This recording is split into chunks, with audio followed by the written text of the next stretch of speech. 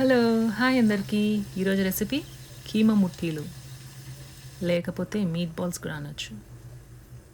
దీని ప్రిపరేషన్లోకి వెళ్ళిపోదాము. ఫస్ట్ మనము పుట్నాలు ఒక పావు కప్పు అది మిక్సీకి వేసుకొని పౌడర్ లాగా చేసుకోవాలి. మంచి కడిగి పెట్టుకున్న కీమా తీసుకొని దాంట్లోకి మనము ఇప్పుడు కావాల్సినవి అన్నీ వేసుకుందాము.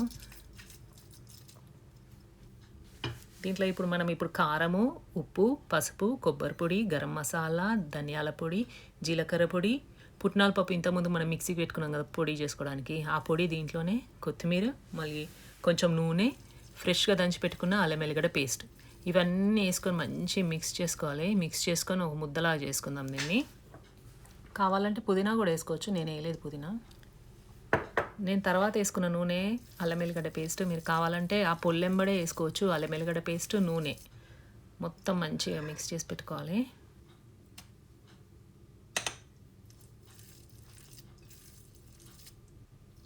మంచిగా కలుపుకున్న తర్వాత ఇగో ఇట్లా ముద్దలా చేసుకుందాము.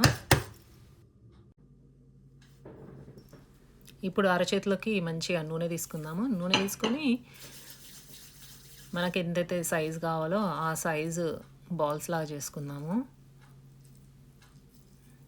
కదా.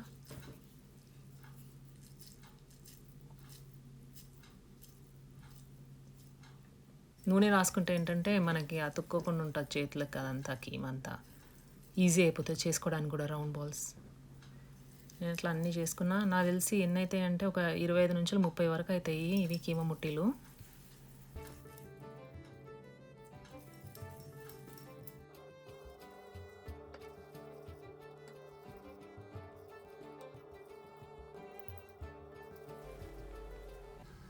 ఒక వెడల్పు ప్యాన్ తీసుకుందాం. దాంట్లో ఒక హాఫ్ కప్ అంతా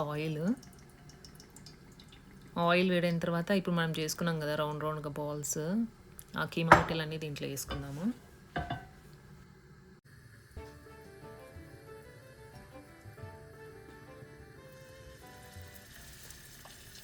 స్టవ్ అయితే మనము మీడియం నుంచి లో ఫ్లేమ్లో పెట్టుకోవాలి.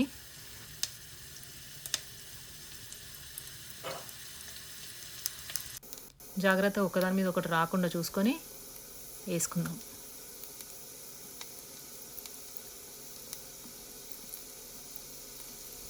దానివల్ల ఏమవుతుందంటే మంచిగా ఉడుకుతాయి ఒక్కొక్కటి. ఇప్పుడు మనం మూత పెట్టేసుకుందాము. ఓ 10 నిమిషాలు ఇట్లానే ఉంచుదాం చిన్నగా స్టవ్ పైన. అప్పుడు మంచి కింది వైపు మంచి ఉడుకుతాయి. ఆ తర్వాత మనం టర్న్ చేసుకుందాం ఇంకో సైడ్కి టర్న్ చేసుకొని సేమ్ ఇంత ముందుకులాగా మూత పెట్టేసుకొని మళ్ళీ 10 నిమిషాలు దాన్ని అట్లా ఉడుకునేది. ఇప్పుడు దీంట్లో పచ్చిమిర్చి, మీ కారం ఎక్కువ కావాలంటే ఎక్కువ పచ్చిమిర్చి వేసుకోవచ్చు. తర్వాత సన్నగా కట్ చేసుకున్న గార్లిక్,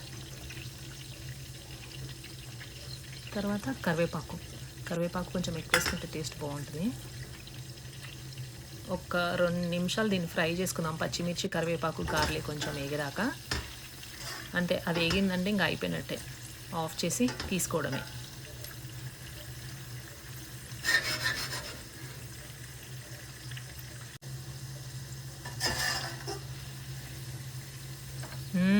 అయినట్టే. ఇంకా మంచిగా మొత్తం నూనె పోయేటట్టు చూసుకొని తీసేసుకుందాం ఒక గిన్నెలోకి.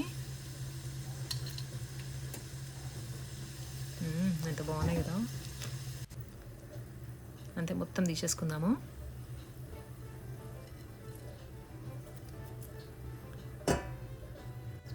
ఆ మిగిలిన పచ్చిమిర్చి, కరివేపాకు, గార్లిక్ కూడా తీసేసుకొని దాంట్లో వేసేసుకుందాం ముట్టిల్లో పైన.